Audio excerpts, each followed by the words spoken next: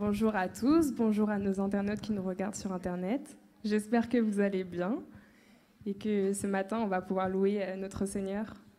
Je compte sur vous aussi pour mettre un peu de chaleur, de feu dans la salle, parce qu'il fait froid dehors et on a froid ici aussi. Alors je vous invite à vous lever pour louer notre Seigneur.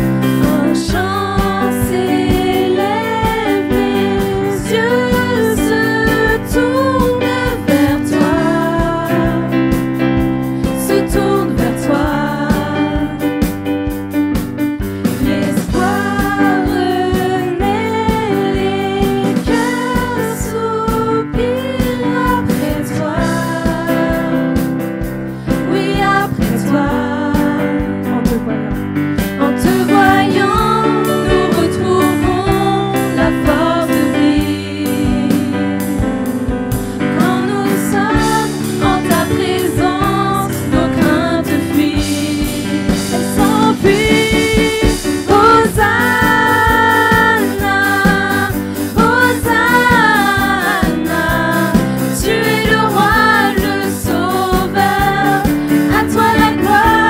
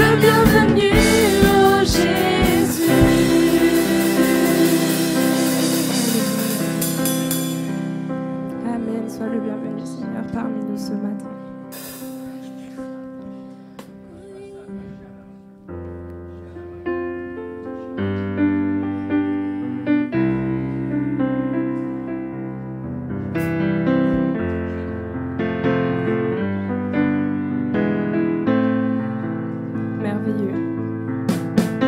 Merveilleux, si merveilleux est ton immense amour. Ta voix proclame la grâce de Dieu sur moi. Personne n'a vu ni entendu et nul ne peut saisir combien tu es puissant et glorieux. Dieu merveilleux, je t'aime.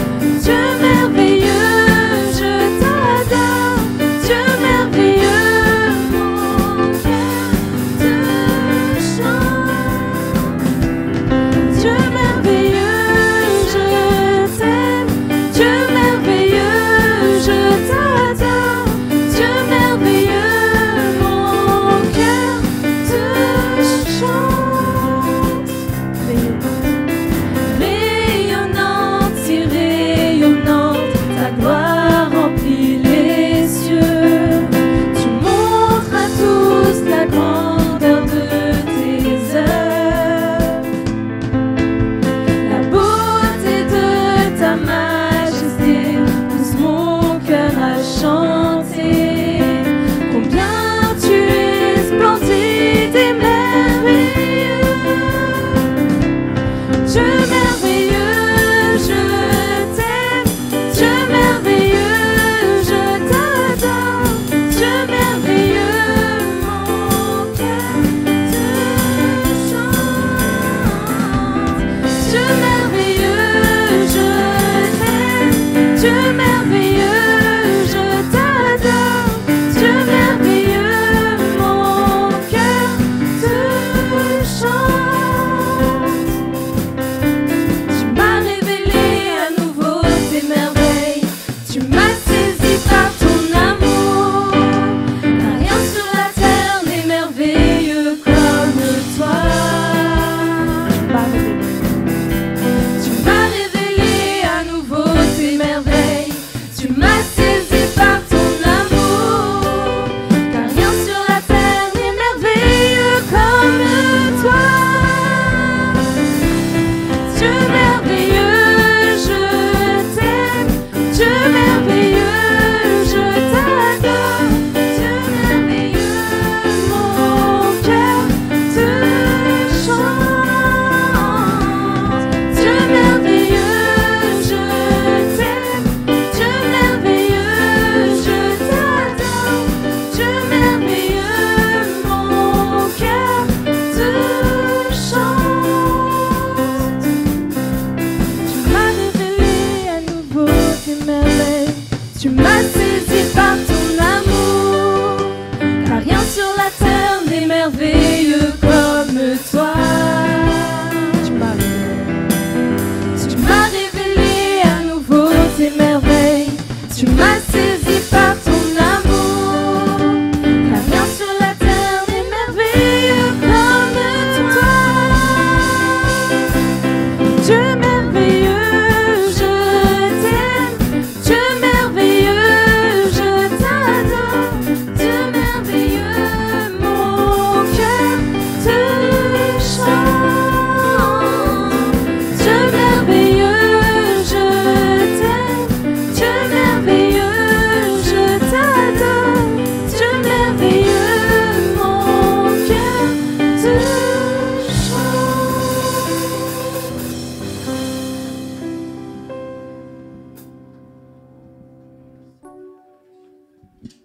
Est-ce qu'on a un Dieu puissant ce matin? Est-ce qu'il n'est pas là tous les jours pour agir dans nos vies? Alors on va le chanter ce matin tous ensemble. Car Dieu est un Dieu puissant, il règne de son saint lieu avec sagesse, amour. Et Dieu est un Dieu puissant, car Dieu est un Dieu puissant, il règne de son saint lieu avec sagesse, amour. Et Dieu est un Dieu puissant, car Dieu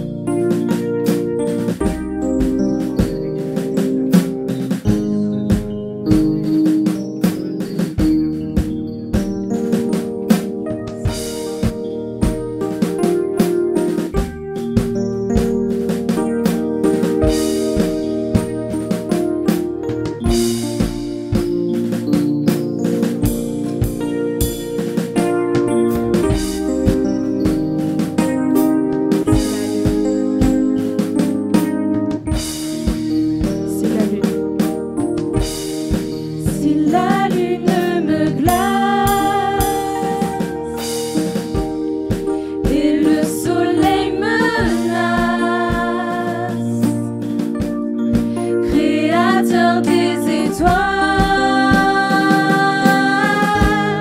mon secours est en toi. Si mes larmes ruissellent et que mon pas chancelle, Créateur de la terre, mon secours est en toi. Je lève les yeux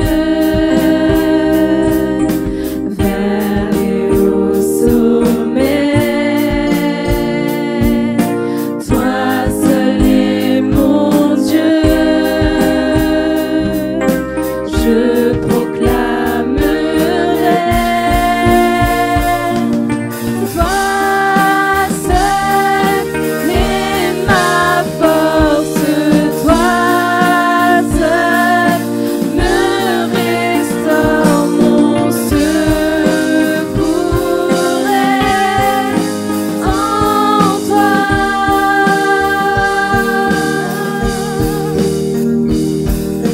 Toujours tu me portes jamais. Tu ne dors, mon secours est en toi. Si la peur.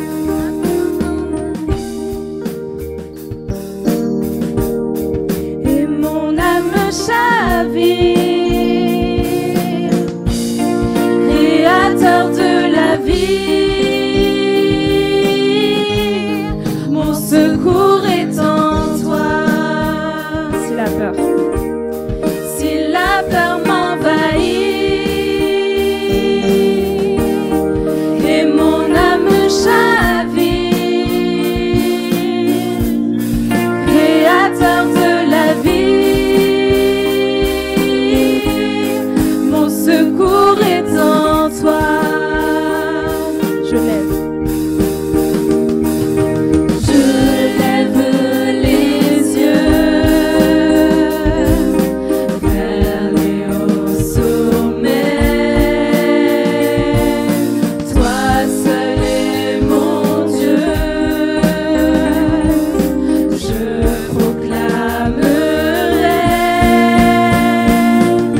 Toi seul est ma force.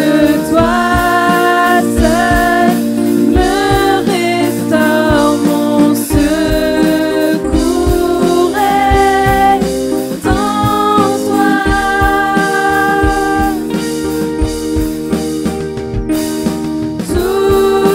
Toujours tu me portes jamais. Tu ne dors, mon secours est en toi.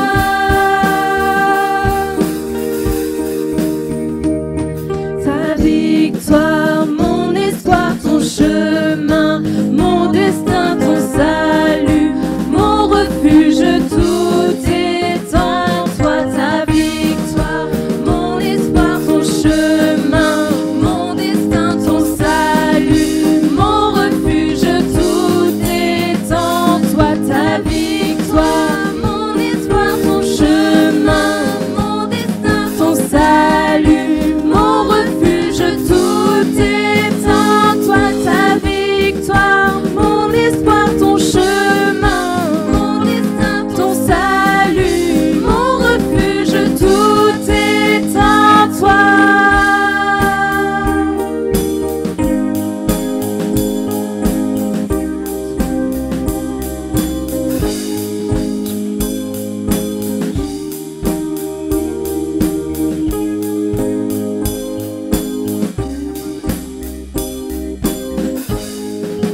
Je lève.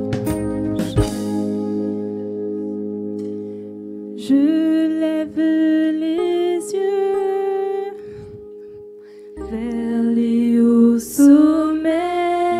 Allez, tous ensemble. Toi seul est mon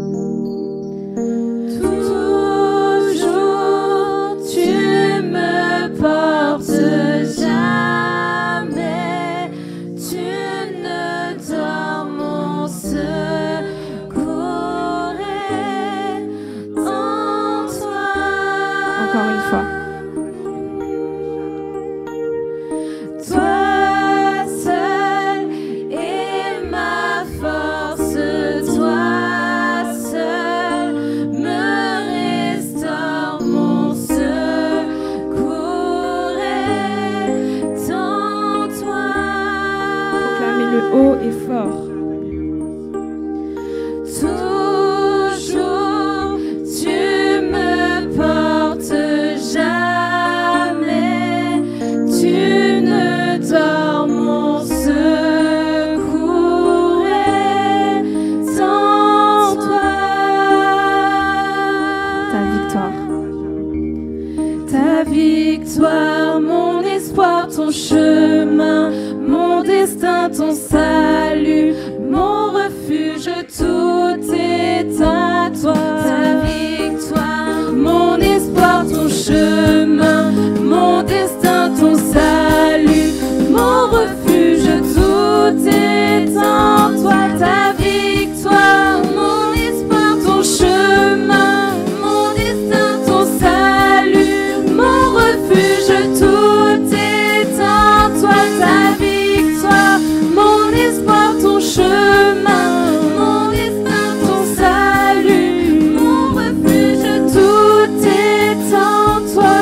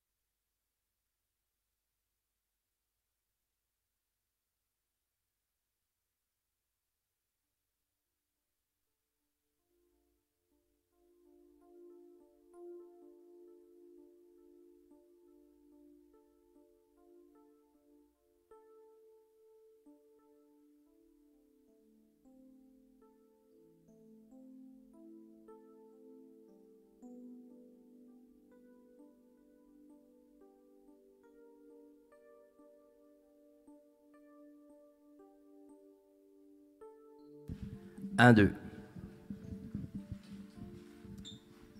Voilà. Donc vous allez bien? Ben, moi je vais bien en tous les cas. Alléluia. Avec des beaux chants comme ça, où on peut exprimer ce qu'il y a dans notre cœur, dans notre âme. Dieu est grand et plus grand que toutes les circonstances. Dans un premier temps, je vais souhaiter la bonne fête, pas une bonne anniversaire, bonne fête les mamies. Les mamies, levez vos mains s'il y en a dans la salle. 1, 2, 3, 4, 5. 6, c'est vrai, t'es mamie toi maintenant, c'est une jeune mamie. Ok, bon mais bonne fête à toutes les mamies. Très important les mamies, hein. C'est bizarre, les papis, ça compte jamais autant pour les enfants. C'est toujours les mamies, mamie, mamie. Chez moi, c'est toujours mamie, mamie, mamie. Mais c'est comme ça, hein. Alors, soyez bénis les mamies et les futures mamies. Que ce soit un beau moment en famille, si toutefois vous pouvez vous réunir en famille. Je vais souhaiter l'anniversaire de 2 personnes. Donc, j'ai oublié aussi de saluer tous ceux qui regardent sur Internet.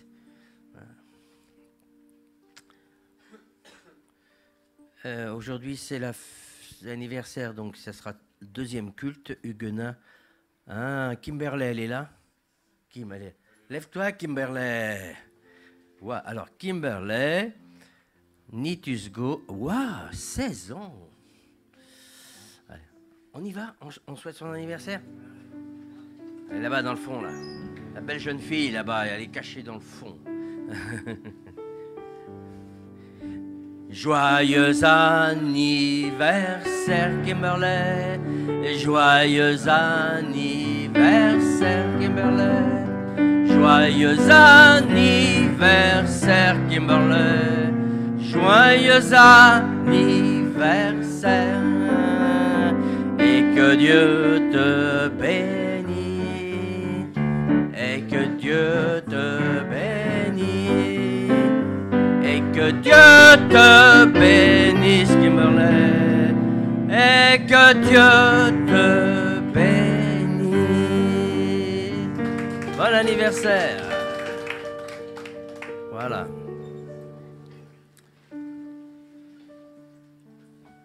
Donc aujourd'hui, si vous avez bien retenu l'annonce de dimanche dernier, c'est l'offrande spéciale pour l'Église persécutée. Donc, tu commences à passer pour... Et pendant que tu vas passer pour cette offrande que vous avez mise de côté pour l'Église persécutée, j'avais à cœur de vous lire ce que m'a envoyé l'Action pour l'Église persécutée, porte ouverte. Voici ce qui nous est donné comme information. L'Action en 2019. En Afrique subsaharienne, grâce à votre aide, c'est-à-dire vos dons, 1 700 000 de chrétiens ont reçu une formation biblique. C'est pas des, ils ont reçu 1 700 000 chrétiens du monde persécuté ont reçu une formation biblique. 145 000 ont obtenu une aide socio-économique. 145 000. 42 000 ont bénéficié d'un accompagnement post-traumatique, que je ne vais pas tout vous lire. Et tous ceux qui ont été victimes de viols et de, comment dirais-je, de destruction de leur village et ainsi de suite. Un centre a été construit avec l'aide de Porte Ouverte au Nigeria. 2000 chrétiens ont bénéficié d'une aide juridique. Quand ils arrivent à se défendre, ça c'est autre chose. Mais ils ont bénéficié d'avocats. Alors, au sud du Sahara, grâce à vos dons et à vos prières, nos équipes relèvent le défi de l'aide humanitaire et spirituelle sur le terrain de la violence islamiste. Rachida, je vous lis simplement cela. Rachida est une orpheline de 7 ans dont le village a été entièrement détruit par des Peuls extrémistes. Les Peuls, ce sont des, surtout au Nigeria, ce sont les nomades, les éleveurs de bétail, qui sont tous islamistes. Ils sont tous musulmans, pardon, excusez-moi. La fillette a été blessée à la cuisse lors d'attaque. La blessure a été soignée et s'est cicatrisée, mais pas le traumatisme subi. C'est pour de telles victimes que Rachida, que Porte Ouverte a visité à 2 reprises dans le camp de déplacés où la fillette avait trouvé refuge. Grâce à vos dons, grâce à l'aide que nous apportons sur le terrain, grâce à vous, Rachida a pu recevoir le suivi post-traumatique dont elle avait besoin. C'est un exemple parmi des milliers, des milliers et des milliers. Alors je vous lis simplement le compte-rendu. C'est également grâce à vous que Porte Ouverte a pu venir en aide à 4 garçons de l'État de Katsina au Nigeria. Ils faisaient partie de 344 élèves enlevés par Boko Haram. Ça vous parle quand même? Là, on ne parle même pas des jeunes filles, on parle des garçons. 344 élèves enlevés par Boko Haram en décembre. Les parents ont été très reconnaissants de notre visite, de l'argent que nous leur avons donné pour les aider, ainsi que la fourniture et des Bibles pour enfants que nous avons donné aux garçons, a rapporté Anna, notre partenaire sur le terrain. Ailleurs, en Éthiopie, des écoles ont été créées. Vous voyez que votre argent, il va pas comme ça. C'est concret. C'est pour ça que je vous donne un compte-rendu de cet organisme. Ailleurs, en Éthiopie, des écoles ont été créées en 2018 dans des régions où les enfants chrétiens et musulmans étudient ensemble. Magnifique. Si ça pouvait être partout comme ça. Résultat, ceux qui nous haïssaient nous envoient leurs enfants aujourd'hui. Ils n'ont pas répondu à la méchanceté et la violence par la violence. Ils ont construit des écoles et ils ont accepté des enfants musulmans. Et voyant l'éducation, beaucoup ont envoyé leurs enfants. Ce n'était pas pour les convertir au christianisme, comme beaucoup disent, mais c'était simplement par amour. C'est pour tout le monde. Amen. Voilà. je vais lire encore cela. Je crois que ça... ceux qui survivent aux attaques sont traumatisés, laissés sans soin. Ils tombent dans une spirale de désespoir. Pour certains, le sentiment d'abandon est si fort qu'ils finissent par succomber malgré tout. Nous voulons intervenir avant ce moment fatidique. Donc, pour ceux qui sont victimes de traumatisme suite à toutes ces horreurs. Nous voulons intervenir avant ce moment fatidique. Lorsqu'on tend la main à ces victimes au bord du gouffre, leur situation change d'une manière considérable. Savoir que des frères et des sœurs de l'autre bout du monde pensent à eux, leur donne la force de continuer. Au Burkina Faso, au Centrafrique, au Nigeria, ailleurs, nous mettons en place des programmes de post-traumatisme. Ça, c'est une des actions qui a été comment dirais-je, des choses qui sont ciblées chaque année. Là, en 2019, c'était ça. Mais je crois que c'est quelque chose qu'ils vont poursuivre parce que malheureusement, quand je lis les informations, c'est terrible. Là, si vous suivez les informations, même un petit peu à la télévision, on n'en parle pas beaucoup, les massacres qu'il y a eu en Érythrée. Enfin, plutôt les Érythréens qui ont massacré une province, je ne me rappelle plus du nom. Ils ont détruit non seulement les églises, mais ils ont massacré tous les gens. On n'en parle pas à la télé, ça. Donc on pense que les chrétiens ne sont pas vraiment persécutés. En tout cas, je suis très content que le pape est allé en Irak. Il faut que des personnages comme ça aillent dans des endroits bien précis pour que le monde, on ouvre la télé et qu'on parle de ces choses-là. Mais il y a des choses bien plus terribles. Cependant, en Irak, il y a eu aussi beaucoup d'exactions. Vous savez qu'il est dit qu'il y avait 1 500 000 chrétiens en Irak et il n'y en a plus que 500 000. Où ils sont passés les autres? Certains ont été massacrés, d'autres ont fui. Et selon les commentateurs, dans 10 ans, si rien n'est fait, il n'y aura plus un seul chrétien en Irak, qui est le berceau du christianisme, qu'on le veuille ou non. Si vous savez où ça se situe, toute la Mésopotamie, la Syrie, l'Irak, c'est là où il y a eu les premiers chrétiens, l'Arménie. Voilà. Pas vous faire un cours de géographie. Mais c'est ce que les islamistes veulent faire, la terreur, afin que tout le monde s'en aille, pour que ces terres-là deviennent une terre d'islam. Je n'ai pas peur de le dire parce que c'est... aujourd'hui, on n'ose pas dire les choses, mais c'est une réalité. C'est faire le vide pour imposer l'islam. Donc heureusement que tous les musulmans ne sont pas comme ça, mais malheureusement, une grande partie sont comme ça. Donc merci pour les dons. On a les dons. Merci. Je tiens à stipuler que dimanche prochain, pour ceux qui entendent, vous pouvez toujours envoyer des dons pour l'Église persécutée. Vous me notifiez bien que le don, c'est pour l'Église persécutée.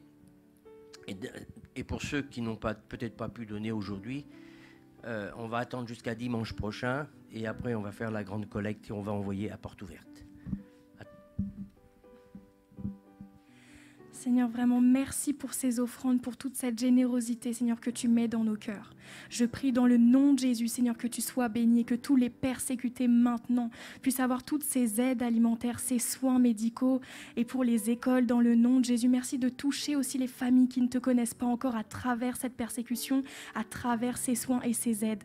Dans le nom de Jésus, puisses-tu multiplier ces offrandes par ta parole, par ta puissance, au nom de Jésus. Amen.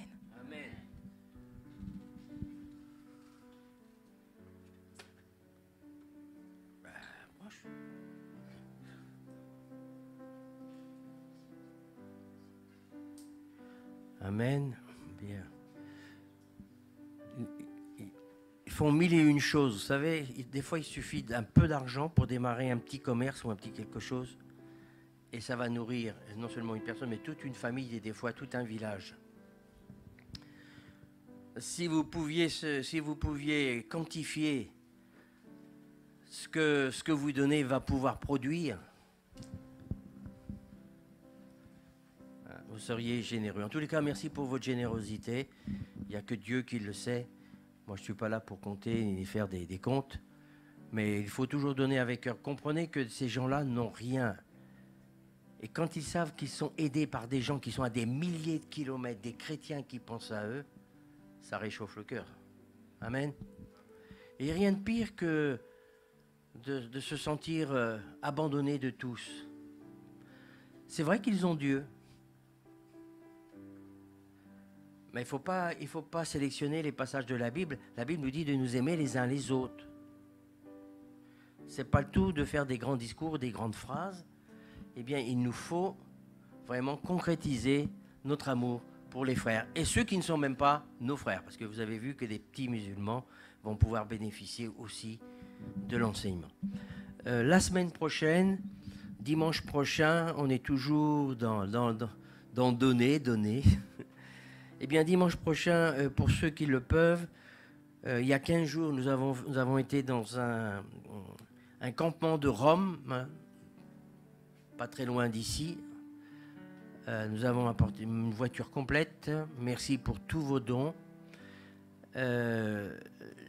Si vous voulez apporter quelque chose, j'irai les porter dimanche prochain. Il y a déjà quelques dons qui sont arrivés. Ils demandent surtout des produits d'entretien. Les produits d'entretien, vaisselle, voilà. Et Martine m'a marqué aussi de penser pour les femmes. Alors les femmes, vous savez ce qu'il faut. Voilà. Et puis si vous avez des boîtes de conserve encore, des choses utiles, des vêtements, mais c'est surtout de la nourriture dont ils ont besoin. Voilà, je crois que j'ai fait le tour. Les dîmes. Ah, bah, oui. Là, les dîmes et les... Alors là, c'est les dîmes. Merci. Je crois que j'ai... Alléluia. J'ai tout dit. Donc aujourd'hui, c'est Kenny qui va apporter la parole. On a trouvé un fonctionnement comme ça. Oui, merci les préados. Ils avaient besoin d'entendre ça aussi, les préados. Vous avez le droit aussi, les préados, de faire même un petit cadeau. Il y a plein d'enfants pour les... Chacun ce qu'il y a dans son cœur. Voilà.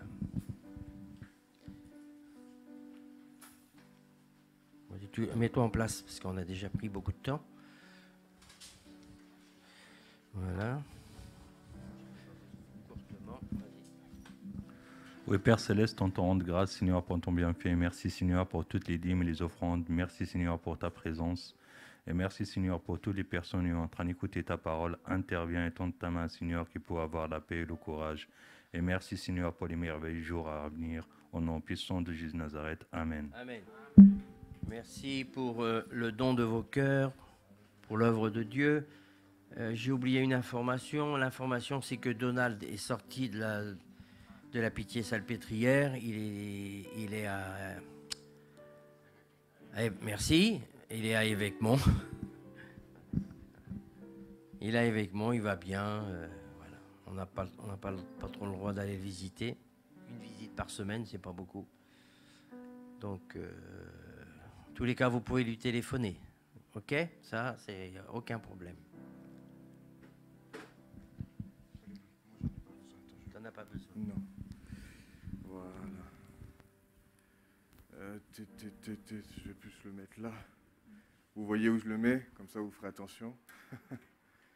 Ok, super. J'ai le droit de me déplacer un peu, Jérôme, ou pas? Parce que là, j'ai la bougeotte. Alors, va falloir que je fasse des allers-retours. Alors, je suis très heureux d'être avec vous ce matin et je suis aussi très touché. Je ne sais pas vous si vous êtes comme ça, mais moi, quand j'entends des choses comme ça, je suis obligé de pleurer. Non, le téléphone, il est là, il est en plus en mode avion, ça peut pas être le téléphone. Je fais exprès, pardon.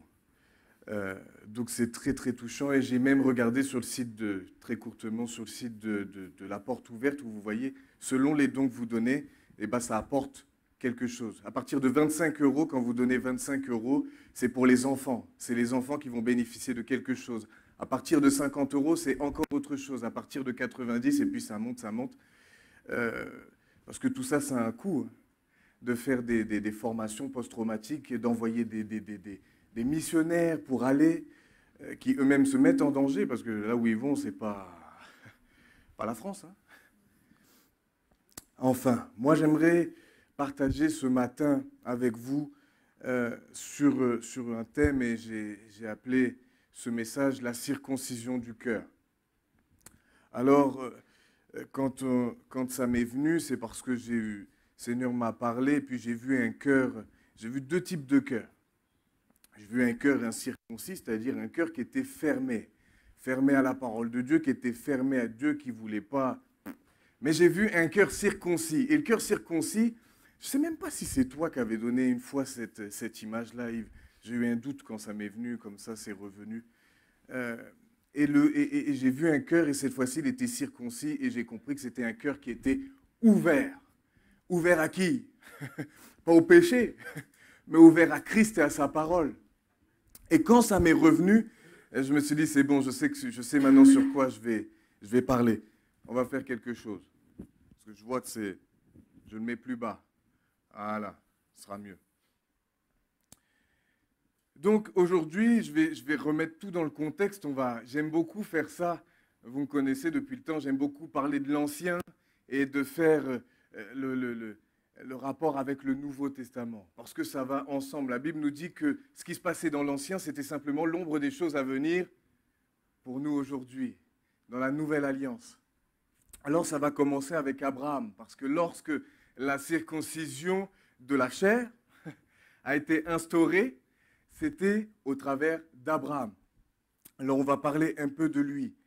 Déjà, nous voyons dans Genèse 12, du verset 1 à 4, et je vais le lire, il est dit que l'Éternel dit à Abraham, ce n'est pas Abraham, c'est Abraham. Va-t'en de ton pays, de ta patrie et de la maison de ton père dans le pays que je te montrerai. Je ferai de toi une grande nation et je te bénirai, je rendrai ton nom grand et tu seras une source de bénédiction. Je bénirai ceux qui te béniront et je maudirai ceux qui te maudiront et toutes les familles de la terre seront bénies en toi. Abraham partit comme l'Éternel le lui avait dit et Lot partit avec lui. Abraham était âgé de 75 ans lorsqu'il sortit de Charan. 75 ans, retenez bien, parce qu'on va voir après dans Genèse 17 qu'il avait 99 ans, si je ne dis pas de bêtises. Oui, c'est ça, 24 ans plus tard, avant cette parole de Dieu. Mais aussi, il faut reconnaître quelque chose, c'est que quand Abraham, qui était Abraham à ce moment-là, a été appelé, conduit par Dieu pour partir et aller dans un lieu, il ne savait pas du tout où il allait. Hein. Et il ne savait pas vraiment qui était Dieu. Et Dieu va se présenter d'ailleurs dans Genèse 17 d'une manière bien précise. Et je trouve ça toujours encourageant parce qu'il a obéi. Et je dis que la foi, si nous avons réellement la foi, elle va être obligatoirement accompagnée d'une obéissance à la parole de Dieu. Sinon, on ne peut pas dire que, et vous allez voir, je vais étayer ça aussi derrière avec des passages, j'ai découvert moi-même des choses que je connaissais, mais je ne savais plus où je les avais lues, maintenant je sais. Alors, le moment où Dieu l'appelle, c'est le moment où son père, le père d'Abraham, est mort, à 205 ans, Téraph. Et il est mort à Charan. Mais déjà, avant ça, ils sont partis de Ur, qui est en Chaldée, ils sont allés jusqu'à Charan, et puis de Charan, après, ils ont voyagé. Alors maintenant, on va aller dans Genèse 17. Et je prends ma Bible parce que c'est plus simple de lire sur ma Bible. Mais vous, normalement, voilà. Lorsqu'Abraham fut âgé de 99 ans, 24 ans plus tard, l'Éternel apparut à Abraham et lui dit, « Je suis le Dieu Tout-Puissant. » Ah, là, Dieu se présente comme celui qui est le Tout-Puissant, comme celui à qui rien n'est impossible, comme celui qui sait tout, qui a tout dans ses mains, qui contrôle tout, c'est le Dieu Tout-Puissant. On peut le dire, on peut l'exprimer, mais est-ce qu'on croit réellement en ce Dieu Tout-Puissant? Il n'a pas changé, c'est encore le Dieu Tout-Puissant aujourd'hui. Même si on ne comprend pas toujours par où on passe, même si on ne comprend pas toujours ce qu'on vit, mais il reste le Dieu Tout-Puissant. Amen? Marche devant ma face et sois intègre. J'établirai mon alliance entre moi et toi et je te multiplierai à l'infini. L'infini, ça veut dire ce que ça veut dire. Abraham tomba sur sa face et Dieu lui parla en disant, « Voici mon alliance que je fais avec toi. Tu deviendras père d'une multitude de nations. On ne t'appellera plus Abraham, mais ton nom sera Abraham, car je te rends père d'une multitude de nations. » Abraham, ça veut dire le Père est exalté. Abraham, ça veut dire qu'il est le père d'une multitude de nations. J'ai cherché. Tout simplement. Donc déjà, on voit que là, son changement de prénom est en accord avec la promesse que Dieu est en train de lui faire, qui va être le père d'une multitude de nations. Je te rendrai fécond à l'infini. Juste revenons un peu, parce que là, je lis ça, mais ça me vient. Il avait 99 ans. Il avait 99 ans. Et là, Dieu est en train de lui dire, je te rendrai fécond à l'infini. Déjà, lui-même, Isaac n'était pas encore né. L'enfant de la promesse que Dieu lui avait promis n'était pas encore né. Lui avait 99 ans, et je crois que Sarah, elle avait dans les 90 ans, je crois, quelque chose comme ça. Donc, elle était quand même... souvent, déjà, on dit aux femmes, arrivées à un certain âge, qui est jeune, 40 ans, on commence à dire, les gynécos commencent à dire, faites attention quand même là à partir de 40. Là, Dieu, 90 ans, 99 ans pour Abraham, il va lui dire, je te rendrai fécond à l'infini. Rien n'est impossible à Dieu. Je ne suis pas en train de vous dire à 90 ans, faites un enfant, ce n'est pas ce que je suis en train de dire. Mais, s'il vous plaît. Mais je suis en train de dire que quand Dieu décrète quelque chose, même si ça paraît fou, ça va se faire. Parce que Dieu a proclamé, et quand Dieu proclame, ça se fait. Amen. Et même si vous voyez tout l'inverse, et même si vous voyez, vous dites, non, je ne suis pas capable, je ne suis pas ceci, je ne suis pas cela. On parlait ce vendredi par rapport à lorsqu'on reçoit l'appel de Dieu sur nos vies. Et moi, je me disais, mais non, je suis Kenny, avec son passé. Et surtout, je me disais, mais non, mais moi, pour moi, pasteur, c'est une folie. Je vais pas. Moi, je voyais ça comme finissant dans un couvent, à ne cesser de lire ma Bible et de prier. Je disais, mais j'ai pas envie d'être déconnecté, moi. Yves, c'était autre chose, c'était par rapport à ses capacités. Moi, c'était un peu ça aussi, mais c'était surtout par rapport à ça. Je ne me voyais pas vivre complètement déconnecté des autres, mais je ne comprenais pas. Moi-même, je n'avais pas toute la... Mais quand Dieu appelle, j'ai compris ça aussi, pas que pour moi, pour tous les disciples. Quand Dieu appelle, il équipe. Il équipe ses enfants. Et si Dieu t'appelle, il ne se trompe pas. Si Dieu t'appelle, il ne se trompe pas. Regarde pas à toi. J'ai vu des gens beaucoup plus qualifiés. Des fois, à des moments, des gens beaucoup plus qualifiés que d'autres. Mais ils n'avaient pas quelque chose, le cœur. Il leur manquait quelque chose, le cœur. Voyez Pierre. Pierre, est-ce que c'était quelqu'un qui était... Pierre était un pécheur. Mais il y a aussi des hommes comme Paul, qui ont été aux côtés de Gamaliel, qui ont été vraiment instruits. Dieu appelle qui il veut. Et quand il nous appelle, il nous équipe. Amen. Ce n'était pas prévu, mais je vous dis ça. J'aime bien parler de ça. Alors on était, je te rendrai fécond à l'infini, je ferai de toi des nations et des rois sortiront de toi. J'établirai mon alliance entre moi et toi et tes descendants après toi, selon leur génération. Ce sera une alliance perpétuelle en vertu de laquelle je serai ton Dieu et celui de ta postérité après toi. Je te donnerai et à tes descendants après toi le pays que tu habites comme étranger, tout le pays de Canaan en possession perpétuelle, et je serai leur Dieu. Et arrête pas de le dire. Il est notre Dieu et nous sommes son peuple. Ce n'est pas un Dieu, ce n'est pas simplement un Dieu lointain, mais c'est ton Dieu. Ce n'est pas le Dieu d'un... C'est ton Dieu. Moi, j'aime bien dire, c'est mon Jésus. C'est mon Jésus. Je le partage avec vous, je ne suis pas égoïste. Mais c'est mon Jésus quand même. Il est mon Dieu. Toi, tu gardes... Dieu dit à Abraham, toi, tu garderas mon alliance. Vous garderez votre alliance. Celle faite avec Jésus, c'est à vous de la garder. Gardez cette alliance-là dans vos cœurs. Toi et tes descendants après toi selon leur génération. C'est ici mon alliance que vous garderez entre moi et vous et ta postérité après toi. Et là vient maintenant l'entrée en matière par rapport à la circoncision. Tout mâle parmi vous sera circoncis, vous vous circoncirez et ce sera un signe d'alliance entre moi et vous. Et c'est là qu'il va dire à l'âge de 8 jours, tout mâle parmi vous sera circoncis selon vos générations, qu'il soit né dans la maison, qu'il soit acquis à prix d'argent de tout fils d'étranger sans appartenir à ta race. Bon, je vous laisserai lire, c'est un peu long. Mais j'aime beaucoup, j'ai déjà dit à ce sujet-là, mais Dieu, voilà, j'ai dit ça aussi, et c'est là qu'il va instaurer la circoncision. En fait, j'ai tout dit. Instaurer la circoncision. La circoncision, c'était l'élément extérieur qui montrait l'appartenance de ce peuple à Dieu.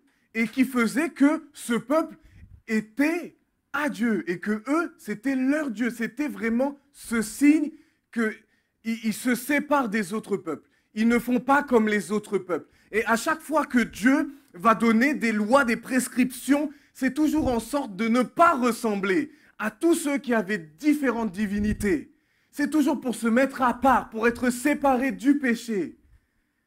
C'est toujours dans ce sens-là. Toujours. Acte 7-8 va nous parler de cela et c'est pour ça que j'aime bien faire une corrélation entre l'ancien et le nouveau.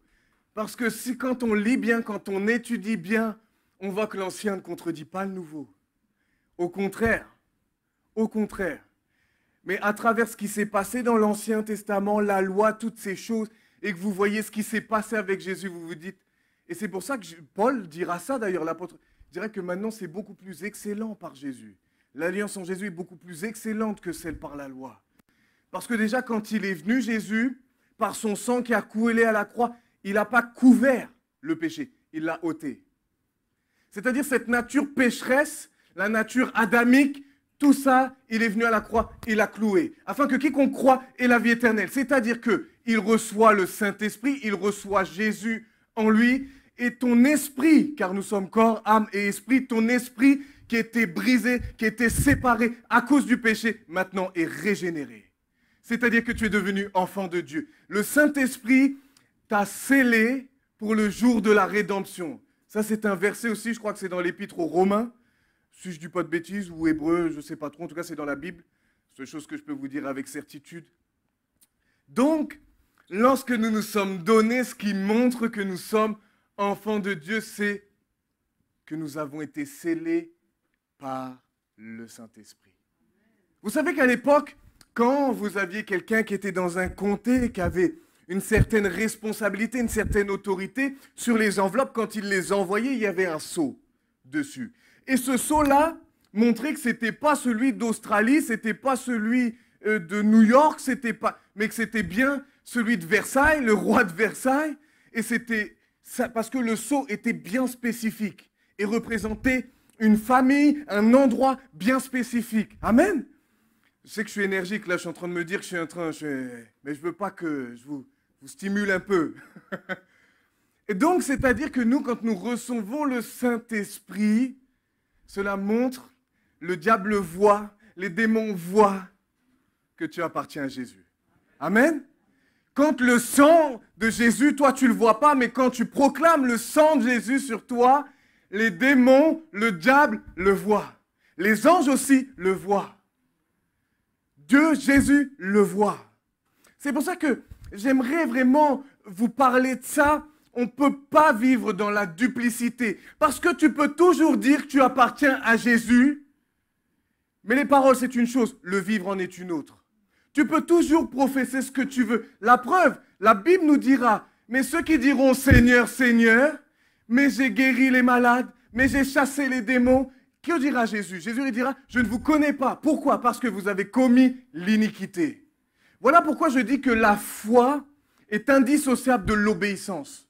Tu ne peux pas dire, nous ne pouvons pas dire, j'ai foi en Dieu et faire tout l'inverse de ce qu'il dit. Sinon, notre foi n'est pas véritable. Ce n'est pas la foi vivante, ce n'est pas la foi qui sauve. C'est notre foi à nous, selon ce que nous concevons, selon notre conception. Mais ce n'est pas la foi décrite dans la Bible. Je dis ça pas comme un reproche, mais je veux vraiment qu'on se réveille. Vous savez, on est en train de vivre des temps, il faut qu'on arrête de dormir. Il faut pas qu'on vive comme si on avait le temps. On n'a pas le temps. Je suis là en train de vous prêcher, je ne sais même pas si demain je serai là. Je suis en train de vous prêcher toutes ces choses-là. Je ne sais même pas si ce soir je partirai pas. Qu'est-ce que j'en sais? Ce serait présomptueux pour moi de dire que j'ai encore 10 ans, 20 ans, 30 ans. J'en sais rien. Qui peut dire quand est-ce qu'il partira? Déjà, on ne sait même pas quand Jésus va revenir. La Bible dira qu'il va venir comme un voleur. Alors, vaut mieux qu'on soit prêt. Vaut mieux qu'on soit cette véritable église. Parce que quand il va enlever, moi, je ne veux pas rester. Je ne sais pas vous, mais moi, je ne veux pas rester. Parce que si vous restez, là, ça ne sera plus la même histoire. Très simplement, peut-être vous n'êtes jamais posé cette question, peut-être vous êtes déjà posé cette question, vous avez peut-être la réponse. Mais pourquoi Dieu va dire au 8e jour se faire circoncire? Est-ce que quelqu'un s'est déjà posé la question? Vous n'êtes jamais posé la question pourquoi le 8e jour? Ah, c'est cool, bah, je vous la pose. Parce que je me la suis posée. Alors j'ai appris, dans le monde médical, ils ont découvert quelque chose. Et cette chose, c'est que, vous savez, il y a une substance qui s'appelle la prothrombine. Atchoum. Comme ça dit rien. Mais c'est le foie qui sécrète ça. Et en fait, c'est une protéine qui aide à ce que votre sang coagule plus vite. Donc, c'est-à-dire ça aide à la cicatrisation. Donc, il est dit, et je vais lire mes notes pour ne pas me tromper. Donc, quand le nouveau-né, il vient de naître, il est qu'à 30%. C'est-à-dire que son sang, s'il se blesse, ça ne va pas cicatriser facilement. Loin de là. Au contraire, à partir du 7e jour après la naissance, ce taux atteint 100%. Et le 9e jour, il est aussi à 100%. Et devinez le 8e jour à combien de pourcents il est? À 110 ou 115%. Ils ont donc conclu que s'il y a bien un jour où vous devez vous faire opérer, en tout cas pour cicatriser le plus vite, c'est le 8e jour. Parce que la cicatrisation va se faire plus vite. Alors j'ai découvert ça, ça ne vous rendra pas plus spirituel, mais en tout cas c'est intéressant, c'est les questions que je me suis posées, j'ai trouvé la réponse, merci Seigneur. Donc je vous le partage. Alors on voit aussi que là, il y a différentes alliances, je ne vais pas tout énumérer, mais dans la Bible, quand vous lisez bien, il y a différentes alliances. Là, on voit l'alliance faite avec Abraham, mais il y a aussi une alliance avec Moïse, et je vais simplement parler de celle-ci, et il y a l'alliance maintenant avec Jésus, en Jésus-Christ. Amen? Alors, l'alliance, ce n'est pas nous qui définissons comment ça doit se passer. Ce n'est pas nous qui définissons comment ça doit se régir ou quoi que ce soit. C'est Dieu qui définit la manière dont on doit vivre notre foi. La loi, c'était la loi, il y avait plusieurs prescriptions, et c'est Dieu qui définit. Ce n'est pas à nous de définir. Et je disais même plus dans mes notes, c'est lui que nous devons suivre et pas l'inverse. Des fois, on mélange un peu les choses. On dit, moi je veux faire ça, alors c'est Dieu qui doit nous suivre. Mais est-ce que Dieu... Non, c'est nous qui devons suivre Dieu. C'est lui qui doit régir ce que l'on doit faire dans nos vies. Mais on le fait pourquoi? Parce qu'on l'aime. Tout ça, c'est encore ça. C'est encore là, motivé par l'amour et pas la contrainte. Donc on voit notamment que Noé, à son époque, il était un homme juste et droit. On voit aussi que Job, il était juste et droit. C'était quelqu'un d'intègre. Donc c'est selon les alliances, mais on voit, et ça a été une grande question pour moi, je disais, mais comment ça se fait? Parce que moi j'étais encore au tout début, je disais, mais moi il n'y a qu'une alliance, c'est celle avec Jésus, je ne comprenais pas trop la loi, etc. Et puis surtout qu'Abraham n'avait pas encore la loi, Noé non plus. Mais en leur temps, ils agissaient de manière droite. Et on va même, Abraham, dans Hébreux 11, il y a tout un passage qui lui est destiné, où il est dit qu'il est celui qui... Abraham avait foi, était un homme de foi, d'obéissance. Alors je dirais que, de la même manière, aujourd'hui, nous voyons la circoncision, en tout cas là, dans l'Ancien Testament, qui était la preuve d'appartenance à Dieu, d'alliance avec lui, d'acceptation qu'il soit leur Dieu, leur Seigneur. Nous pourrions aussi dire que nous, aujourd'hui, on donne notre vie.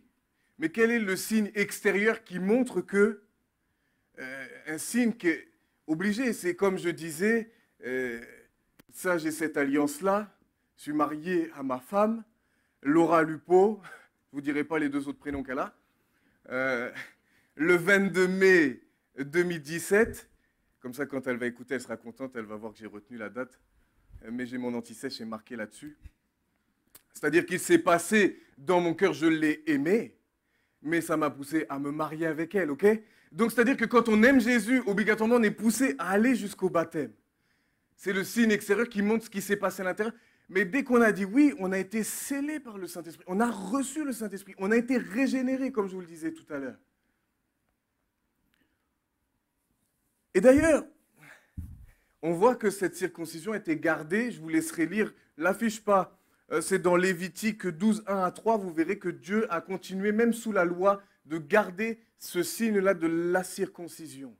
Mais la circoncision dans la chair, à elle, oui, est un signe d'appartenance, mais dans Deutéronome, Dieu dira circoncisez vos cœurs. Déjà dans l'Ancien Testament, il parlait de la circoncision du cœur. Alors on va voir par contre notre ami Exode 4, 24 à 26, et on va voir notre ami Moïse. Parce qu'il y a un passage qui m'est revenu. Pendant le voyage, en un lieu où Moïse passa la nuit, l'Éternel l'attaqua et voulut le faire mourir. Même encore aujourd'hui, quand je vois ça, je dis, punaise, ça blague pas, hein. Séphora prit une pierre aiguë, coupa le prépuce de son fils et le jeta aux pieds de Moïse en disant, tu es pour moi un époux de sang, et l'Éternel le laissa. C'est alors qu'elle dit époux de sang à cause de la circoncision. Ce que j'aimerais bien qu'on retienne dans ce passage-là, le principe que j'aimerais qu'on retienne et qu'on garde dans notre cœur, qu'on garde ici, on ne se moque pas de Dieu. On ne se moque pas de Dieu ni de sa parole.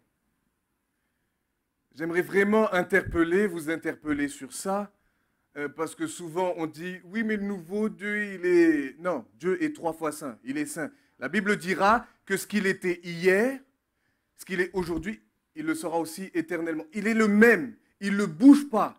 La Bible dira qu'il est immuable, il ne change pas. Autant dans ses promesses, que aussi dans les conséquences qu'il dit des péchés. De quand on vit dans le péché. Dans tous les sens, il ne change pas de discours.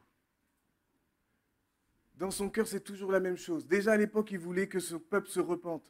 Il voulait déjà que son peuple le suive. Déjà au niveau du peuple d'Israël. Aujourd'hui, c'est toujours la même chose. Il veut que l'Église reflète qui il est. Il a toujours ce désir-là dans son cœur. Il veut que nous nous séparions du péché. Il ne veut pas que nous puissions couver nos péchés. Il ne veut pas tout ça. Ça n'a pas changé. Dieu n'a pas changé, en fin de compte. Dieu n'a pas changé. La semaine dernière, on voyait avec Yves, et il parlait de ça, et c'est un passage que j'ai beaucoup lu aussi. L'obéissance vaut mieux que tous les sacrifices. L'obéissance vaut mieux que tous les sacrifices.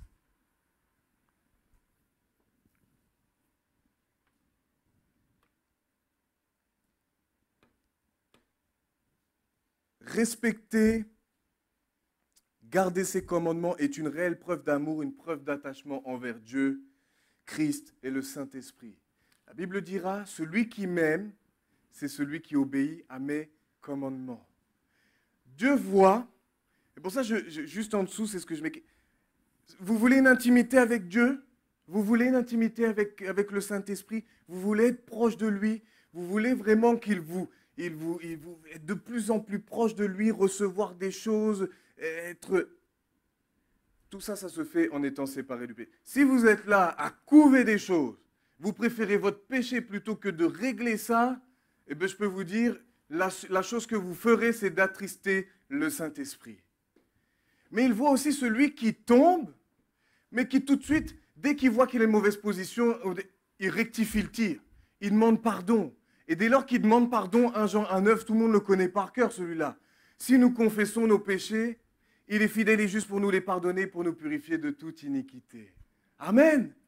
Donc, il y a quand même une différence entre celui qui pratique le péché et celui qui va tomber occasionnellement, mais qui va, au contraire, dans son cœur, il a qu'une envie, c'est de ressembler de plus en plus à Christ. Amen. Il y a une différence. Et ça, Dieu le voit. Ça, Dieu le voit. Voilà pourquoi j'aimerais, si tu es dans cette position-là, où dans ta vie, il y a des choses qui ne sont pas claires, il va exprimer des choses au niveau de la colère. Et puis ce qui est drôle, c'est que toute cette semaine, j'ai dû batailler exactement avec chacun des points que Yves avait prêché dimanche. Toutes les situations, je les ai vécues en une semaine. Toutes. Et il a fallu que je sentais la colère monter. Je disais, mais lui, il me prend pour qui? Ça, c'est la chair. Et puis derrière, les paroles qui venaient. Si vous étiez en colère, ne vous couchez pas sur votre colère. Non, non, non, non, non, dans le nom de Jésus. Je ne veux pas rester en colère. Je ne veux pas rester dans ça. C'est un combat, n'est-ce pas? C'est un combat. Mais on est plus que vainqueur en celui qui nous a aimés. Celui qui nous a aimés, c'est Jésus-Christ. Je veux vraiment vous encourager. Alors aujourd'hui, on pourrait se poser la question, est-ce qu'il faut encore se faire circoncire? Alors je ne vais pas me mouiller, je vais utiliser la parole de Dieu, parce que c'est elle qui a la réponse. Et je vais tout de suite vous dire non. Alors, on va aller dans 1 Corinthiens 7, 17 jusqu'au verset 20.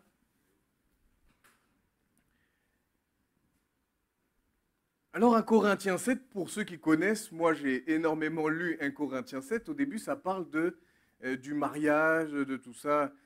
Donc ça, si vous avez été comme moi à aspirer à ça, vous l'avez certainement lu aussi. Moi, je l'ai lu beaucoup. Mais c'est surtout ce passage-là qui est intéressant. Alors, seulement que chacun marche selon la part que le Seigneur lui a faite, selon l'appel qu'il a reçu de Dieu. L'apôtre Paul dira, vaut mieux que vous soyez comme moi. Mais il dit, si c'est pour que vous puissiez brûler à cause du péché, et tout ça, vaut mieux que vous alliez vous... mariez-vous. Mariez-vous. Seulement que, donc ça j'ai dit, c'est ainsi que je l'ordonne dans toutes les églises. Quelqu'un a-t-il été appelé étant circoncis? On parle dans la chair. Hein. On parle dans la chair, ok? Parce que sinon on peut mélanger. Qu'il demeure circoncis. Quelqu'un a-t-il été appelé étant incirconcis qu'il ne se fasse pas circoncire? La circoncision n'est rien et l'incirconcision n'est rien. Mais l'observation des commandements de Dieu est tout. Que chacun demeure dans l'état où il était lorsqu'il a été appelé. Alors, je me suis posé moi-même une question parce que j'ai vu un aspect qui m'est venu comme ça. Donc ça montre bien déjà que maintenant, quand on est en Christ, il n'y a plus besoin, et d'ailleurs, l'apôtre Paul, et on va le voir aussi dans l'épître de Galates, où il y avait des Juifs qui s'étaient convertis, et puis il y avait aussi les païens qui s'étaient convertis, puis les Juifs disaient, ben non, il faut se faire circoncire, sinon vous manque quelque chose, le salut n'est pas complet, il faut absolument se faire circoncire. Alors, c'est pourquoi je vous dis ça, vous allez comprendre pourquoi. Et j'ai pensé à toi Nini, en plus je t'ai posé la question la semaine dernière, je voulais être sûr. Et j'ai dit, est-ce que ce passage, ça veut dire que si, par exemple pour une raison médicale, vous n'avez pas le choix, il faut se faire circoncire? Est-ce que vous allez dire, bah non, le Seigneur m'a dit, non là, faut pas que je me fasse, non, faut pas, si j'étais incirconcis, il ne faut pas que je me fasse circoncire. Alors je vous rassure, je veux vous rassurer, si c'est pour raison médicale, faites-le, messieurs. Bien sûr. Faites-le. Mais parce que dans votre cœur, ce n'est pas pour une raison, ce n'est pas pour ajouter au salut. Mais c'est parce que médicalement, vous avez besoin, c'est pour votre santé, alors vous allez le faire. Ne vous dites pas à ce moment-là, oh punaise, on m'a dit, oui, mais moi je suis arrivé incirconcis, il faut que je reste dans l'état où j'ai été. Non. Là, s'il y a une raison médicale, allez-y. Allez-y. Nous, on nous a demandé pour Eden, est-ce que vous voulez, est-ce que vous ne voulez pas? J'ai dit, bah non. Non, c'est bon.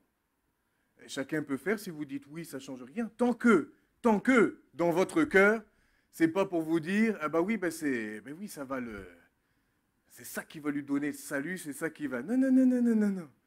Non, non, non, non. Parce que la preuve, hein, le peuple d'Israël dans le désert, ils étaient circoncis. Et regardez ce qu'ils ont fait. C'est pas du tout... Il y a aussi ce qu'il y a dans le cœur. Je voulais rassurer quelques-uns sur ça. D'ailleurs, Maë, lui, quand il était petit, il n'avait pas le choix. Il n'avait pas le choix. C'était médicalement, sinon il avait des douleurs atroces. Je Je me rappelle le pauvre. Le pauvre. Alors là, maintenant, on va voir Romains 2. Romains 2, ça va nickel, je suis... À partir du verset 17 à 29. Alors, je pourrais tout vous lire, mais on va... franchement, c'est un peu long. Mais je vous encourage franchement à lire ce passage-là. Parce que c'est un passage, j'aime bien, je trouve que c'est des passages, en tout cas pour ma propre vie, je dis que ce sont des passages clés. Ce sont des passages clés. Alors, Romains 2. C'est-à-dire qu'il va commencer, l'apôtre Paul va commencer à dire, toi qui te donne le nom de juif, toi qui te plais dans la loi, toi qui aime faire la différence entre les choses, toi qui... et puis il va énumérer. Sauf que, au début, ça paraît plutôt bien, mais après, ça se passe un peu moins bien. Il dit, toi qui dis de ne pas commettre d'idolâtrie, mais qui commet des sacrilèges. Toi qui dis de ne pas dérober, mais qui dérobe. En fin de compte, c'était des fais ce que je dis, mais fais pas ce que je fais. Que pour nous, je sais que là, dans le texte, il dit, toi qui te donnes le nom de juif. Et maintenant, je vais dire, toi qui te donnes le nom de chrétien. Toi qui te donnes le nom de chrétien, qui dit aux gens de ne pas dérober, qui dit aux gens de ne pas faire ceci, de ne pas faire cela, mais toi-même tu les commets. Ça change déjà un peu plus la donne. Et regardez ce qui est triste, c'est qu'il est dit au verset 24, « Car le nom de Dieu est à cause de vous blasphémé parmi les païens comme cela est écrit. » C'est-à-dire qu'à cause de telle attitude, si nous-mêmes nous avons des attitudes comme ça, pour eux c'était déjà ça à l'époque, mais pour nous ça ne change pas. C'est-à-dire qu'on va être une occasion de chute. Et les gens vont dire quoi? Ils vont dire c'est ça être chrétien. Ils vont dire c'est ça être chrétien. Franchement, ils vont dire ben non, moi je veux pas.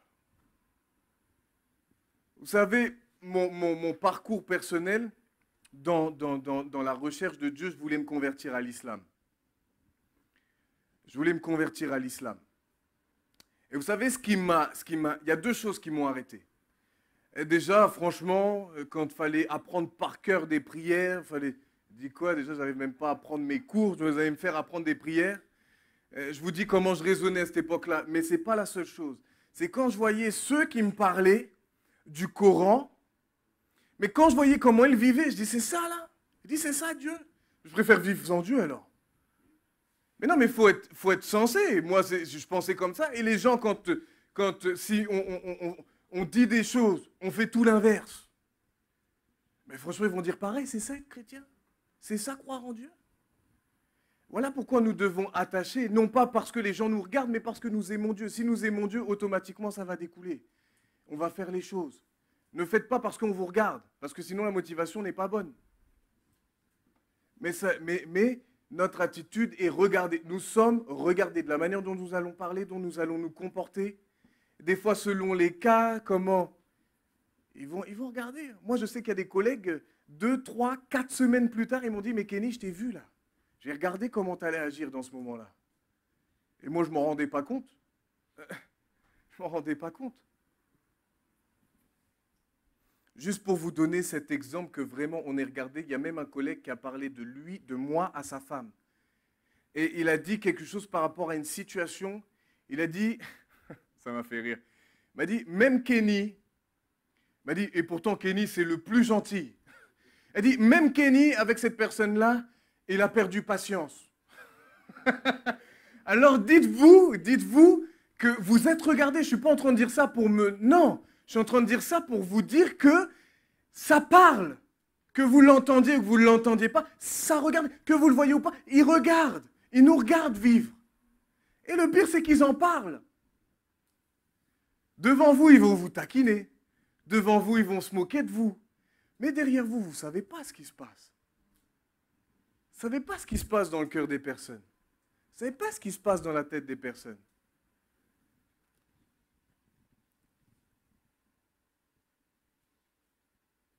La circoncision est utile, on continue à partir du verset 25, la circoncision est utile si tu mets en pratique la loi. On parle de circoncision, pareil encore. la chair. Mais si tu transgresses la loi, ta circoncision devient incirconcision. C'est ce que je vous disais tout à l'heure. Si donc l'incirconcis observe les ordonnances de la loi, son incirconcision ne sera-t-elle pas tenue pour circoncision? L'incirconcis de nature qui accomplit la loi ne te condamnera-t-il pas, toi qui la transgresses, tout en ayant la lettre de la loi et la circoncision? Le juif, c'est un passage clé, le juif, ce n'est pas celui qui en a les dehors, et la circoncision, ce n'est pas celle qui est visible dans la chair, mais le juif, c'est celui qui l'est intérieurement. Et la circoncision, c'est celle du cœur selon l'esprit et non selon la lettre. La louange de ce juif ne vient pas des hommes, mais de Dieu. Alors, je pourrais changer. Le chrétien, le disciple de Jésus, ce n'est pas celui qui en a les dehors, et la circoncision, ce n'est pas celle qui est visible dans la chair, mais le chrétien, le disciple de Jésus, c'est celui qui l'est intérieurement, et la circoncision, c'est celle de son cœur.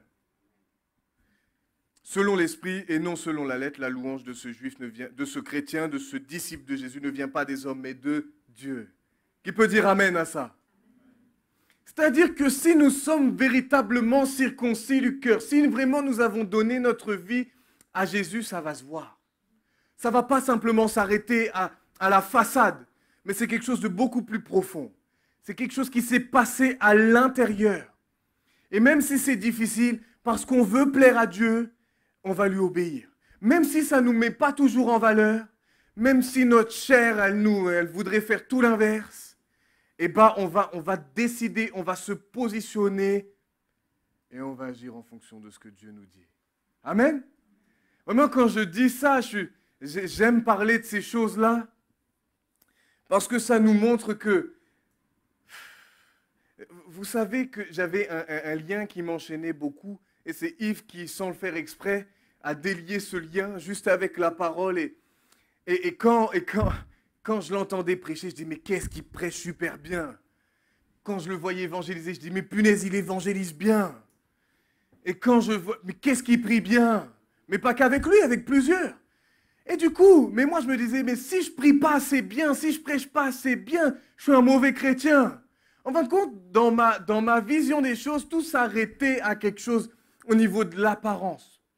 Vous savez, des fois je suis étonné. Des fois je bégaye.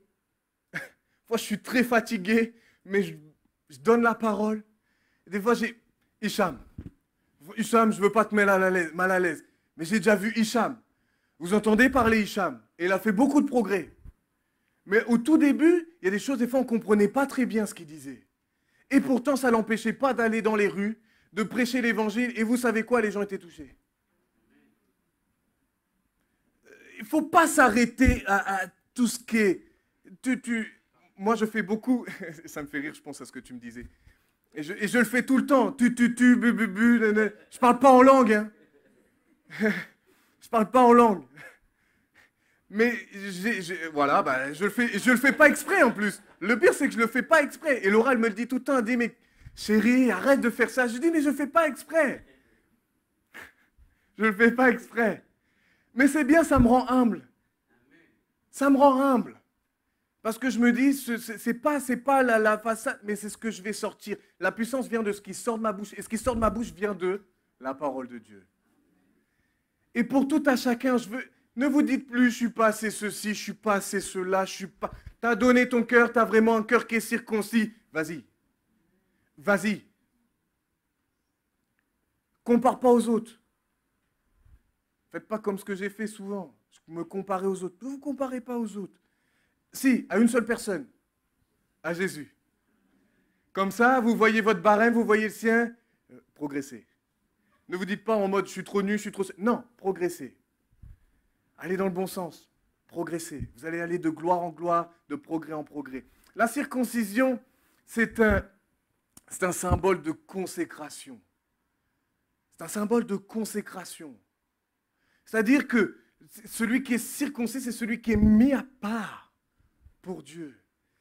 La circoncision, c'est aussi un symbole de la sanctification.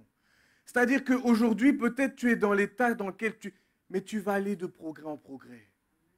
Aujourd'hui, il y a des choses avec lesquelles tu luttes, Mais tu as le pouvoir dans le nom de Jésus d'aller de progrès en progrès. J'étais dans la drogue, j'étais dans la pornographie, j'étais dans la cigarette, j'étais dans les violences. J'étais. Et à partir du moment où, avec tout ce qui a été prêché ces derniers moments, c'est pour ça que ça m'a rappelé beaucoup de souvenirs de ce que Yves, tu as partagé, beaucoup de batailles, de mes batailles personnelles. Et même encore aujourd'hui, il y a des choses avec lesquelles je lutte, plus autant qu'avant. J'ai un peu plus de force maintenant, je dirais. Mais parce qu'il y a un moment où vraiment j'ai dû lutter, mais à en pleurer, à dire au Seigneur, au secours. Je ne sais plus comment faire. Vous savez, ce n'est pas grave de dire au secours. Vaut mieux dire au secours et d'implorer l'aide de Dieu plutôt que de rester et de couler. Dites au secours. C'est pas grave, ça ne fait pas de vous des mauvais chrétiens. Ça fait de vous des personnes qui, là, dans ce moment-là, vous avez besoin de dire au secours. Ça fait simplement de vous ces personnes-là. Mon secours est en toi. Quel joli... Ah, quand j'ai entendu ce chant... Heureusement que les murs sont fins, parce que du coup, j'ai pu chanter de l'autre côté. Mais c'est un merveilleux chant. Notre secours est en Jésus-Christ.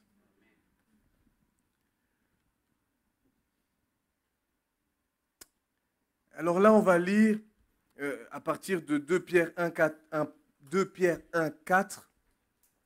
Je vous ai dit que lorsqu'on dit oui à Jésus, on reçoit Saint-Esprit, notre esprit est régénéré, on n'est plus coupé, mais ça y est, l'âme est là, ici, il faut que ce soit régénéré, renouvelé par la parole, d'accord? Mais l'esprit, c'est fait. À partir du moment où on a dit oui, c'est fait. Et j'aime beaucoup ce passage, il dit « Lesquels nous assurent de sa part les plus grandes et les plus précieuses promesses, afin que par elles, vous deveniez participants de la nature divine, en fuyant quoi? La corruption qui existe dans le monde par la convoitise. » Ah, cette convoitise. Mais vous participez, on doit fuir.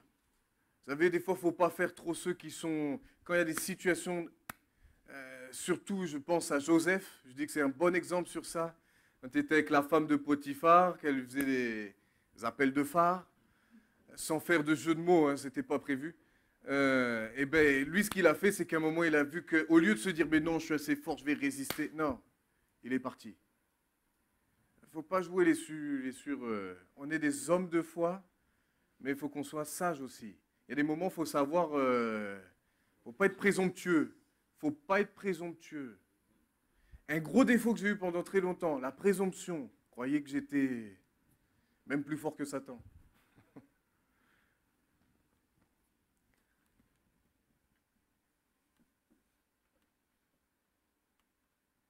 Le signe extérieur qui prouve que nous vivons sous la nouvelle alliance va être traduit par une attitude qui va se séparer du péché.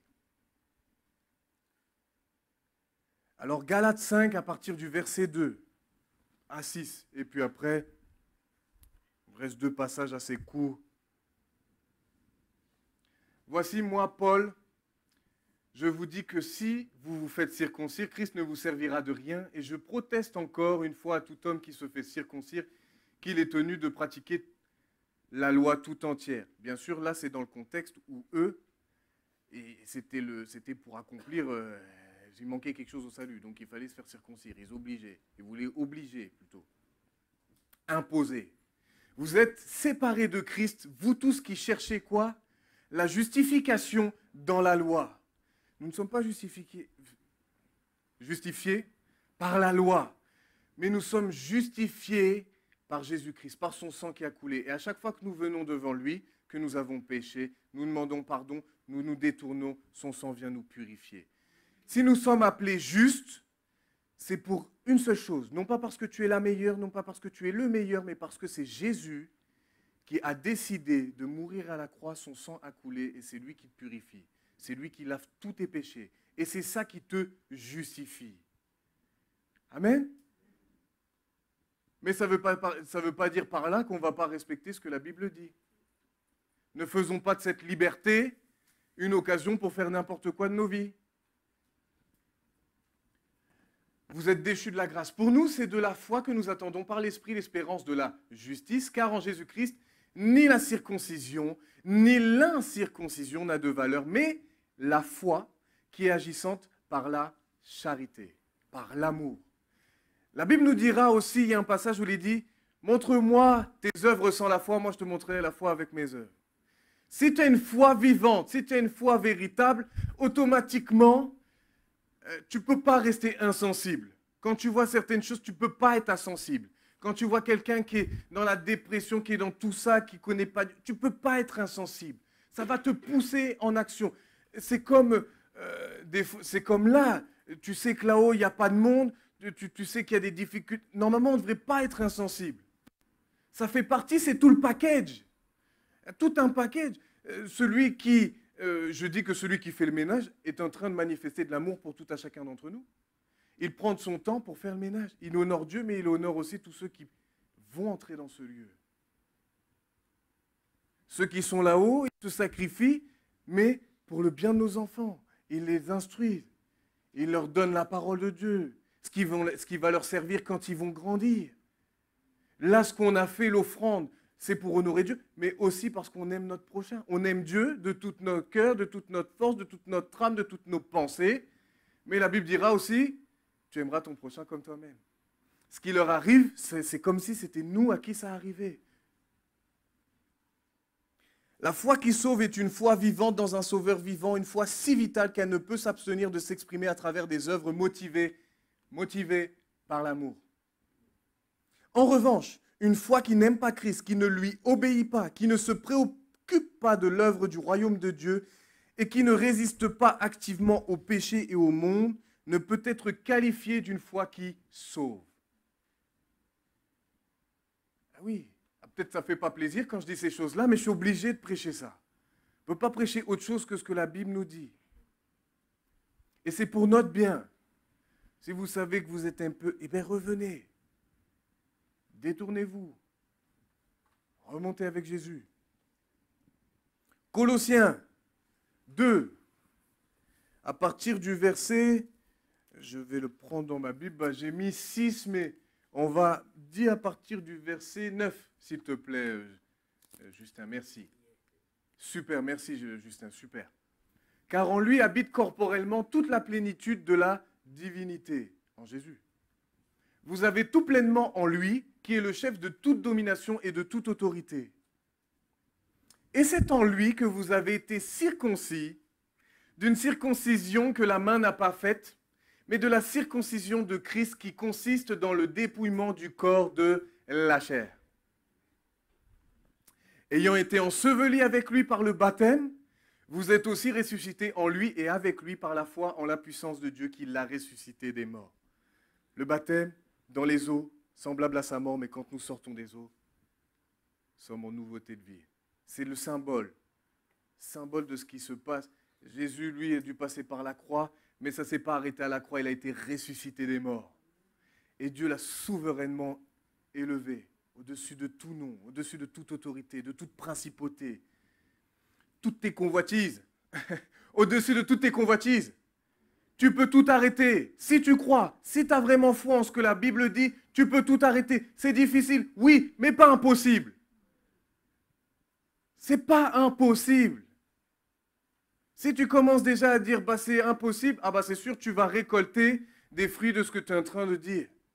Mais si dans ton cœur tu dis oui c'est difficile, mais je vais y arriver parce que Jésus mon sauveur est au-dessus de toute autre chose, alors oui je vais être plus que vainqueur. Et vous allez voir, quand vous avez une attitude comme ça, ça fait toute la différence. Je vais rajouter des versets par rapport au dépouillement de la chair, du corps de la chair. Galates 5, 24. Ceux qui sont à Jésus-Christ ont crucifié la chair avec ses passions et ses désirs. Et là, dans ce passage-là, rappelez-vous, il est parlé des désirs de la chair et des fruits de l'esprit. Et des fruits de l'esprit. Donc, c'est-à-dire que nous, on a crucifié les désirs. Quand ça vient, non, dans le nom de Jésus. Je vais même vous dire encore plus maintenant. Un autre passage. Romains 6, 6. Sachant que notre vieil homme a été crucifié avec lui, afin que le corps du péché fût détruit. Et regardez la conséquence. Regardez la conséquence. Pour que nous ne soyons plus esclaves du péché. Et pourtant, des fois, moi-même, je disais, mais là, je me sens comme esclave. Mais tu peux lutter et tu peux ne plus être esclave. Parce que là, le vieil homme a été crucifié à la croix. Ton vieil homme, et il est parlé après, j'ai pas le passage, je l'ai lu vendredi soir ou hier, je ne sais plus. Il est dit que l'homme nouveau, lui, au contraire, l'homme nouveau, il est plus que vainqueur. Il marche en nouveauté de vie.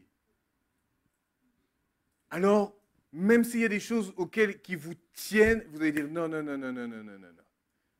Ce vieil homme-là, il a été crucifié, toutes ses passions, tous les désirs, toutes les choses-là, terminées. Maintenant, vous allez combattre et vous allez être libre. Je ne vous dis pas ça en un claquement de doigts, mais vous allez être libre. La Bible n'est pas menteur. J'ai dit, le problème, c'est quand nous doutons et nous croyons en nos doutes, c'est plutôt Dieu que nous faisons menteur. À travers ça. Mais Dieu n'est pas un menteur. S'il le dit, il le fait.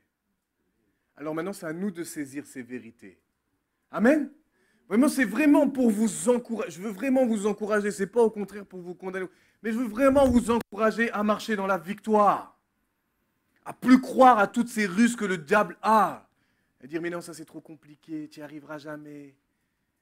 Combien de fois j'ai entendu, bon, ça ne va pas la gêner, elle n'est pas là, mais ma maman, pendant plus de 20-30 ans, elle fumait. Elle disait, mais c'est difficile, j'en peux plus. Il fallait voir, hein. Il fallait voir. Et des fois, elle en pouvait tellement, papa, Amélie, ils sont témoins, hein. Et des fois, elle disait, il faut que je prenne la voiture. Elle partait comme ça, comme une furie, tellement Et elle n'a jamais fumé une cigarette. Elle luttait, elle luttait, elle luttait. Et pourtant, ils habitent toujours, moi j'ai déménagé, mais à côté d'un tabac. Alors je peux vous dire, quand vous prenez la voiture, vous êtes obligé de passer devant le tabac. Et en plus, peu importe le sens que vous prenez, il y a un tabac en bas et il y a un tabac en haut. Mais elle a décidé de lutter. Elle a proclamé, elle a dit non, je ne vais pas me laisser. Et pourtant, des fois, elle pleurait. Je me rappelle, tu te rappelles, elle pleurait des fois dans nos bras, elle n'en pouvait plus. Mais aujourd'hui, elle ne fume plus, elle est délivrée. C'est un témoignage parmi tant d'autres. Au niveau de la colère, j'ai connu des gens très, très colériques. Aujourd'hui, il faut croire véritablement.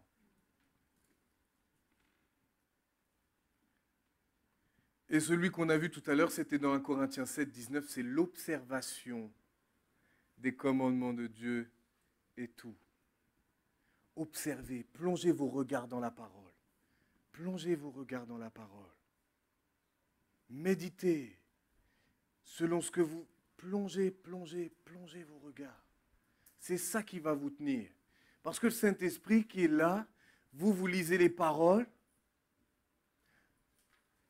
Vous savez, il y a quelque chose que je fais, et souvent c'est ce que je fais, même quand je prêche, quand je suis tout seul à la maison, je ne lis pas dans ma tête, je lis à voix haute. J'ai décidé maintenant quand je proclame. Je ne veux pas garder ça pour... Je proclame. Je proclame sur ma propre vie. Je dis non. Là, il y a ça, ok. Là, il y a la maladie, oui. Là, il y a la souffrance, oui, il y a tout ça. J'ouvre ma Bible, je prends les passages adéquats et je les proclame. Si vous les connaissez par cœur, c'est pas grave. Ça ne fait pas vous des mauvais chrétiens. Loin de là. C'est pas grave. Si vous ne connaissez pas toutes les références, des fois, peut-être vous êtes étonné par le nombre de références que je connais, mais c'est parce que j'ai appris ça par cœur. Mais c'est pas grave si vous connaissez. Le principal, c'est d'ouvrir vos Bibles et que vous sachiez où trouver la réponse. Faites-vous des fiches Bristol. Moi, je faisais ça, j'étais à l'école en plus. J'avais plein de fiches Bristol sur la cure d'âme, sur les liens de l'âme, je pourrais tout vous ressortir. Sur la prospérité, sur la guérison de l'âme, sur la guérison physique. Des fiches et des fiches et des fiches. Et quand je vous dis ça, je n'étais pas pasteur, hein, j'étais même pas encore pasteur stagiaire et je n'étais pas tout ça. Hein. C'était dans ma lecture, je notais tout parce que je savais que je ne pouvais pas tout retenir. Et là, quand vous allez marcher, là vous êtes des hommes et des femmes dangereuses. Hein. Là, vous êtes des hommes et des femmes dangereuses pour le diable et tout son royaume et tous les démons. Là, quand vous prenez autorité, ce n'est pas la même histoire. Hein. Ils savent très bien à qui ils ont affaire.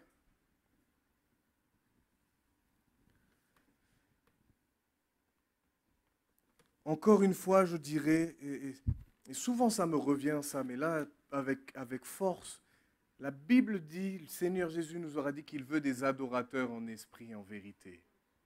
Et c'est Yves qui m'avait appris ça à l'époque, parce que moi, je n'ai pas fait de latin. Mais en latin, adorare, adorer, adorare, ça veut dire embrasser passionnément, aimer passionnément. Ce n'est pas un petit amour, ce n'est pas un petit amour. Non, c'est passionnément. Passionnément. Soyons des hommes et des femmes passionnés pour Dieu et son royaume. Soyons des hommes et des femmes passionnés pour son royaume. Ce n'est pas toujours facile, ce n'est pas grave. Mais parce que vous êtes passionnés par Dieu, parce que vous l'aimez, vous arriverez toujours à surmonter tout ce que vous vivrez. Pourquoi? Pas parce que c'est vous les plus forts, mais parce que la force va venir de celui en qui vous croyez, de celui en qui vous placez votre espérance, et qui est Jésus-Christ. Amen. Soyons des chrétiens authentiques. Soyons des disciples authentiques. Pas des personnes avec des grands discours, pas des personnes avec des grandes proclamations, et même si nous en faisons à certains moments, mais soyons de ceux qui respectent, qui vivent, que nos paroles soient en accord avec nos attitudes. Amen. Allez, levez-vous et on va prier. Ça va 6 minutes de plus.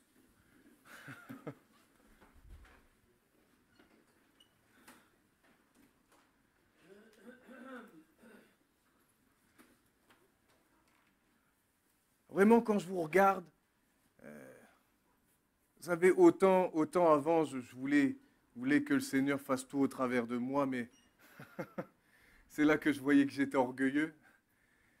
Mais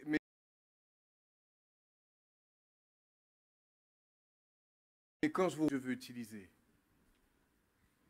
Oui, le pasteur et moi aussi, en qualité de pasteur stagiaire, nous vous amenons la parole, nous vous soutenons, nous prions pour vous, nous vous aidons, nous vous conseillons. Mais en fin de compte, tout ce que nous faisons, après vous avez l'expérience, vous comprenez certaines choses, et ça va être utile pour tous les gens que vous allez rencontrer.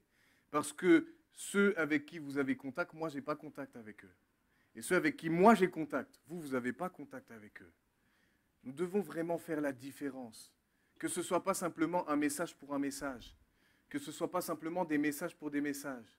On dit « Amen, Alléluia ». Mais que véritablement on s'accroche à ça. Ah, c'est mon rêve. Mon rêve que tout à chacun vraiment saisisse tout ça et qu'on puisse faire des dégâts dans le royaume du diable.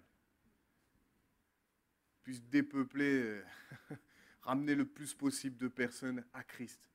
Non pas pour notre réputation, mais parce qu'on sait ce que ça fait d'être sauvé. Amen. Alors merci Seigneur pour ce temps.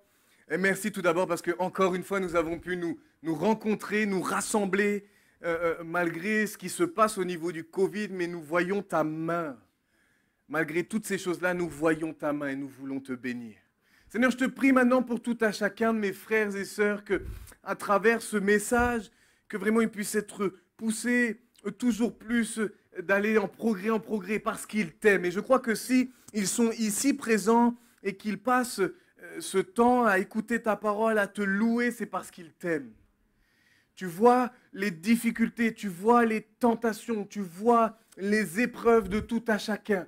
Je te prie qu'à travers ces choses, tu puisses vraiment les faire grandir, que tu puisses les rendre de plus en plus solides, que tu puisses faire d'eux des cœurs qui aspirent à plus de toi, à plus de ton royaume, dans l'obéissance, dans la soumission, dans l'amour pour toi, que véritablement tu puisses les utiliser dans chacune des sphères où ils sont influents. Que tu puisses faire d'eux de bons témoignages. Dans leur foyer, avec leurs enfants, oui, mais aussi pour tous les voisins qui sont autour. Qu'ils puissent voir comment ils font, comment ils vivent. Que véritablement, Seigneur, à travers ce que les gens observent, ils puissent être touchés. Touchés par toi, que ça ouvre des portes à l'évangélisation. Je te prie pour notre région, pour toutes les âmes qui sont perdues, et qu'à travers tout à chacun dans ce lieu, Seigneur, tu sauves un grand nombre de perdus. Que tu les fasses basculer du royaume des ténèbres à celui de la lumière. Merci Seigneur, que ton sang, Seigneur, soit sur tout à chacun, et que tu puisses bénir tout à chacun dans le nom de Jésus. Amen. Amen, amen. Tiens, je mets ça. Alors, avant de partir, une information. Oui, tiens. Une information avant de partir. Donc, on espère que dimanche prochain, nous pourrons être encore en présentiel. Alors, si toutefois, nous ne pouvons pas être en présentiel, il y a le culte qui sera enregistré dans la semaine. Et donc, sachez que vous pourrez entendre ce culte le dimanche soir. D'accord? Alors, franchement, on n'espère pas d'être confiné. Mais au cas où, le culte sera enregistré dans la semaine, parce qu'on a le droit. Et donc, il sera diffusé dimanche soir. OK? Bah, écoutez, je vous souhaite un bon dimanche. Nous vous souhaitons un bon dimanche en famille. Et puis, encore une fois, les mamies, j'espère que vous allez être votre petits-enfants. Hein, voilà. Que le nom du Seigneur soit béni. Donc, on se retrouve sur Skype mardi, vendredi. Et n'oubliez pas non plus, si vous avez des questions pour le vendredi, ça a plu à un certain nombre. Questions-réponses. Donc, si vous avez des questions que vous posez, vous me l'envoyez vous l'envoyez sur mon téléphone. Hein, et puis, on traitera ça vendredi prochain. Bisous à tous.